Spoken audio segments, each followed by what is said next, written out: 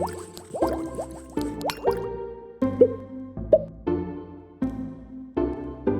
guys, welcome back today. So today we're going to be doing something very crafty and fun.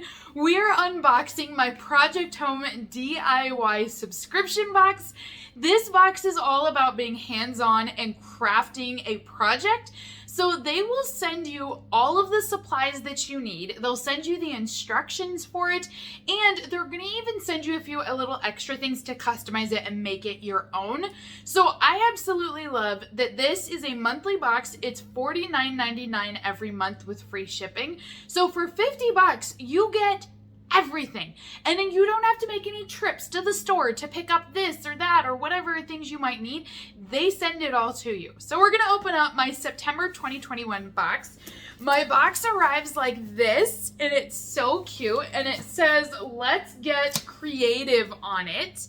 So every month the box will vary a little bit depending on the project that you are making, and they will send things like paint, or you might be staining an item. Sometimes we're actually building a project as well, but then they're all workable and usable items. So I've made things from like maps to working clocks even, and decor pieces, and it's just always fun. It's such a great idea. So if you guys are crafters, or even if you're not and you want to learn how, I definitely recommend this box. For today's video, I'm going to show you what's inside of my box, and I'm actually going to make the project for you also. So let me move this over so I don't spill and break anything here.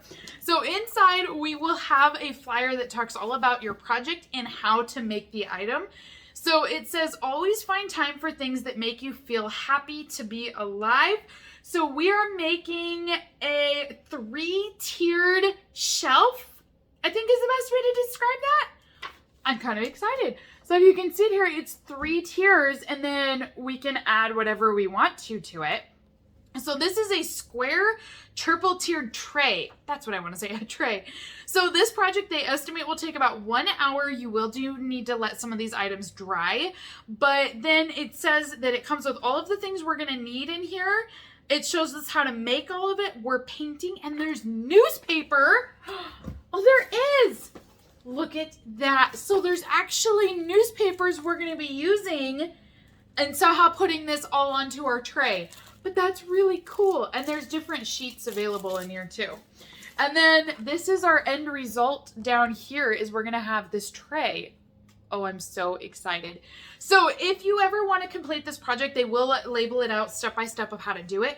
But then they also make their own videos as well on how to complete this project. So you can find all of that information online. And I'm going to make the project today too, you guys, so you can see how it works and turns out for me.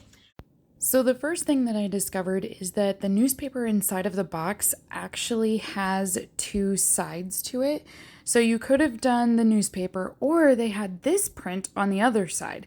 I ended up going with this one for my trio just because I really liked the muted pattern. The newspaper was just really busy for my taste, but this one was so pretty. It was kind of like a vintage wallpaper of sorts. So I thought this was really cool that the box at least gave you an option that you could choose which one you prefer. So the first thing that we're going to do is use the sandpaper block and really rough up the edges on all of our sheets of paper.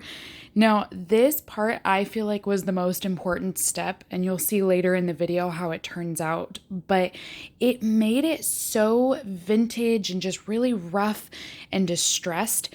And this one was cool because I ended up using a sandpaper block that I had used on yellow paint on a previous project. So some of that yellow transferred over onto the paper, and it gave it kind of this vintage feel to it. I personally liked it, but just know that yours won't turn out yellow if you haven't done that before. But you will just go through all 3 sheets of paper and really rough up those edges. You can see with this one where it gets darker the more you use the sandpaper block. And so this corner starts to get really cloudy. I thought that was so cool how it just transforms it completely into like a whole new sheet. So you can do as much as you want or as little as you want. It's totally up to you. I ended up doing all over my sheets of paper instead of just doing the edges. I did all of it.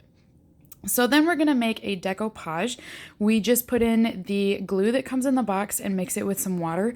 Basically, we're just thinning it down, mixing it up well. The importance to this is that one, it makes it easier to apply, and two, when your paper starts to dry, you're not going to get any bubbles underneath. So just make sure you don't over thin it out. Go careful with that water. But then you just apply the glue to the back of your papers. Make sure you put it on the right side and make sure it's fully coated. All your edges, corners, everything need to be covered. Otherwise it won't adhere properly then to your pedestals. So once you have this step completed, you will do this one by one. So you'll grab your wooden base and we're going to adhere this onto it. Don't worry about the hole in the center. It won't really make a difference at this point. This part was probably the hardest part, and it was just getting it lined up correctly so that it was even and not crooked and that it fit in there well. So when I say hardest part, it wasn't really hard, but it was the most challenging. Now you will notice with all of my wood bases, I already stained them, and I did have that footage filmed, but for some reason it didn't save and I have no record of it. So unfortunately you guys didn't get to see me do that part of it, but all of my wood bases came with stain inside of the box, and so I just applied that stain on. And this is what it looks like here. You can see all of my edges. It gives it just kind of a gray color and it matches really well to the paper. So you'll just adhere this on, make sure it's completely flat, and then we'll go through and do it with the next two as well. Again, just coating it really well, covering it well, and then adhering it so that it's completely flat inside of our wood pedestals. So you will need to let these dry then afterwards. It didn't take too long for them to dry for me, but once you're done, this is what they will look like after they've dried completely, and everything should be flat. So then we're going to take the galvanized metal posts that come inside of the box. You're going to locate the hole on the bottom of your board and just push this straight through. On the back then, you'll see that it comes out and there is a bolt inside of the box that we will just screw and affix on.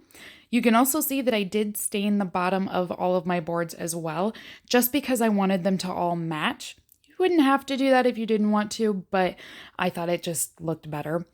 So then you'll grab your middle tray and you're just going to push this through on the top till it pokes right out.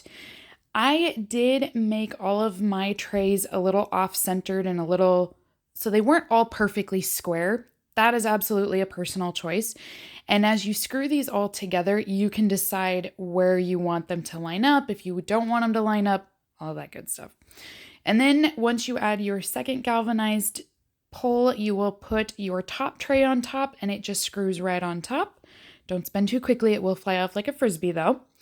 And then once it is completely secure, you'll end up having 3 trays stacked together and you'll have 2 galvanized poles in between them. So this is my entire tray here assembled and finished. So now I'm just going to do some close-up shots for you guys so you can see what it looks like with the stain and also with the sand block. If you notice on the paper here, those little white specks or circles, that is all from the sandpaper. It was so cool how it pulled it up like that.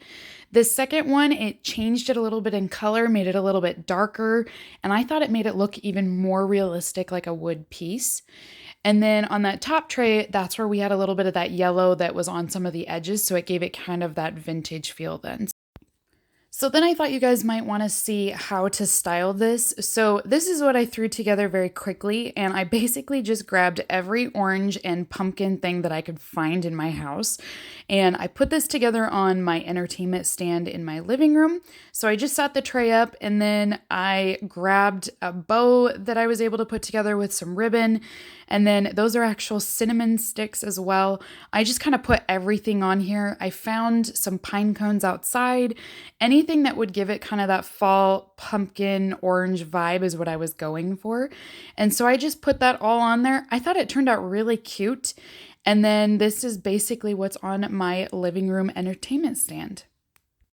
So what do you guys think? I know, I'm not a huge crafter myself and I'm not a huge DIYer, but that's what I love about this box is it makes me feel so confident and I feel good about these projects that I make. So again, if you guys are interested in subscribing to this box, I will leave a link down below and I do have coupon codes available for you as well. And you can check out all of the wonderful projects that they have to offer. So until next time, have a great rest of the day, you guys, and I will see you all soon. Bye!